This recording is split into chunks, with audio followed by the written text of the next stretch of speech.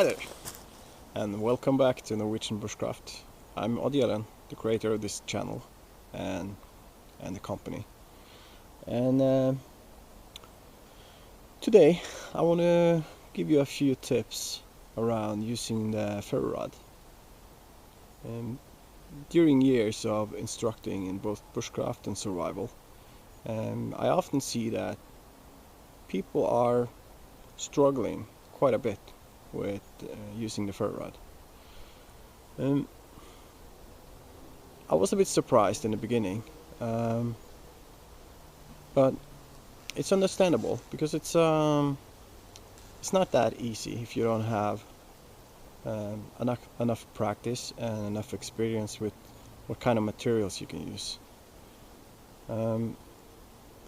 For me it comes quite easy, but that's because I'm doing so much friction fires during the years. So by preparing the materials you need to get a friction fire going, that material is very easy to ignite with a ferrorod. So I kind of get an advantage because of that. But it's nothing to be ashamed of that you struggle with the ferrorod. It's very common. But a little bit of practice and you'll do fine. So let me show you a few tricks.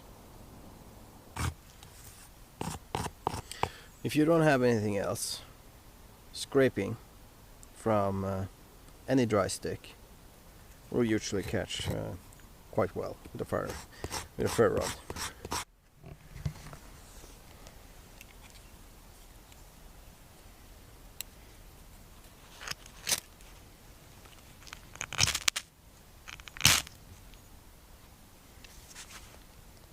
Then you have your initial flame.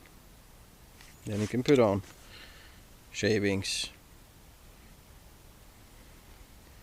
and other stuff to build up your fire.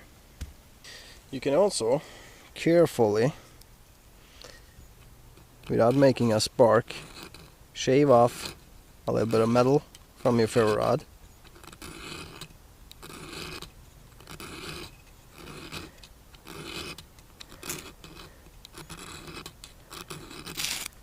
You see that?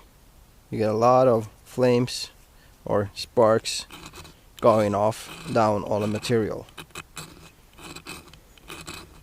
The trick is to be patient and shave off steady enough so it won't catch fire until you want it to catch fire.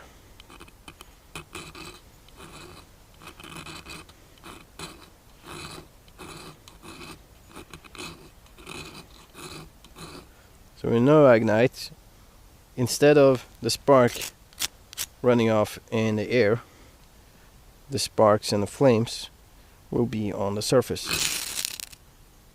And that will often be enough for you to get your tinder going.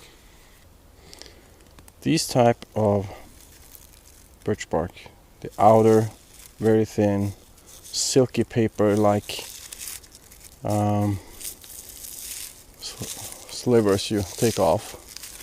These are very good for using with a ferrorod or a firesteel. This is what you need, the loose stuff you can take off from the outside of the tree. Sometimes you see this black ring and someone used a knife, taking a cut and taking off a thick lumpy piece of bark. It kind of destroy the tree. Sometimes it dies, but usually it survives. But still, it's not a good way of doing it. Well, here we see someone have been playing around. Look at this. This is made by humans. It looks like a knife cut here, and this is obviously a knife cut. So this is not necessary at all. You get thick bark, even a bit wet, and you kind of need a good flame just to make it catch fire. So that's unnecessary to do. It's not recommended. Oh shit, there are more of them here. Look at this. Ugly, ugly, ugly marks. And here you can see some of them being taken quite hard, so you're on the inside of the tree. The inner bark is, everything is gone. That's bad. Same here. It's not good. So don't do that. This is the silk paper thin birch bark we collected. Do the same with that. I usually mush it up to a ball, and you can see how fine the fibers are now. Then fluff it up again, so you get airy. And we can ignite this.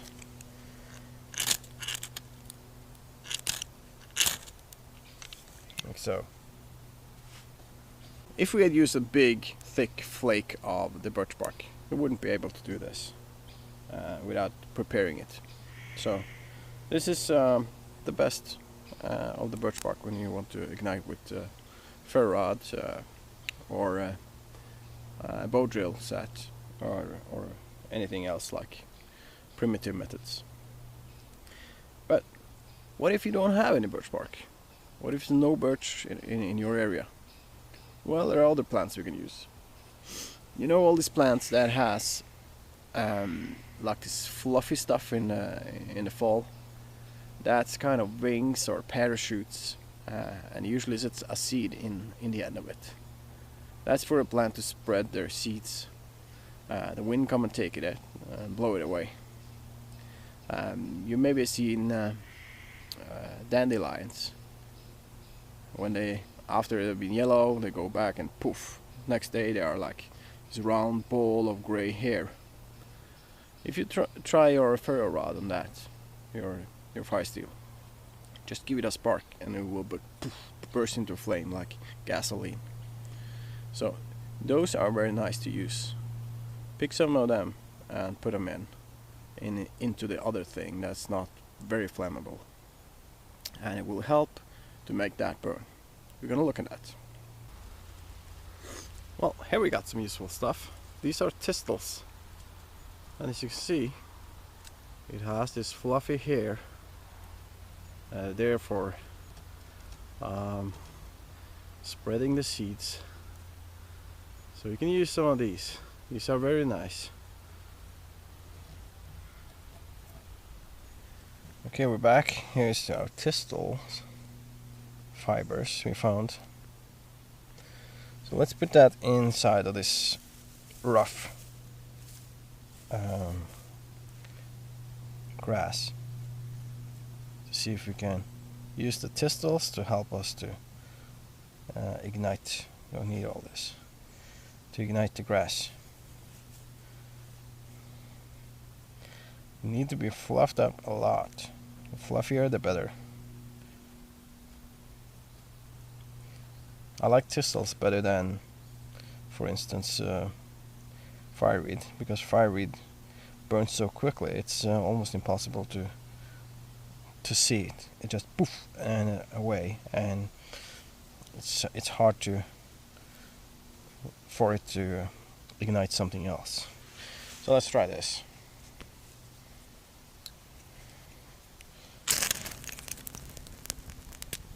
You see, as you can see, a little spark made it into a fireball right away, and it burns long enough to ignite other materials which are harder to ignite directly with a ferrorod. So that's a good little tip for you to take with you. There are many plants in the fall that have this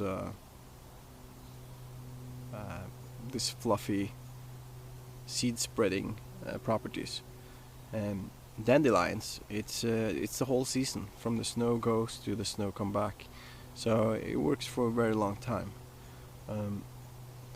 These other ones is usually in the fall, but even willow has some fluffy stuff in the spring, spreading in the early summer.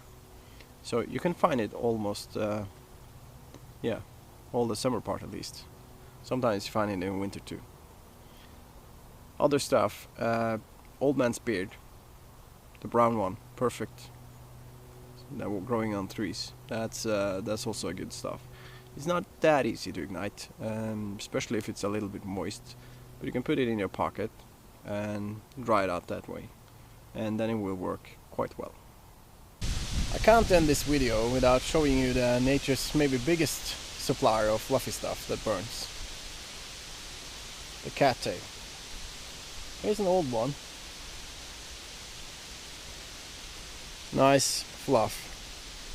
Burns fast and works very well. Burns faster than Testils, but still, it's good. Even these you can use. Very fluffy. Flies away in the wind. Very good. So, I hope this video gave you some new knowledge on how to make fire with a firesteel, and hopefully it will improve your skills. So, once again, it's my pleasure to share, and thank you for watching, and I'll see you back very soon in a new video.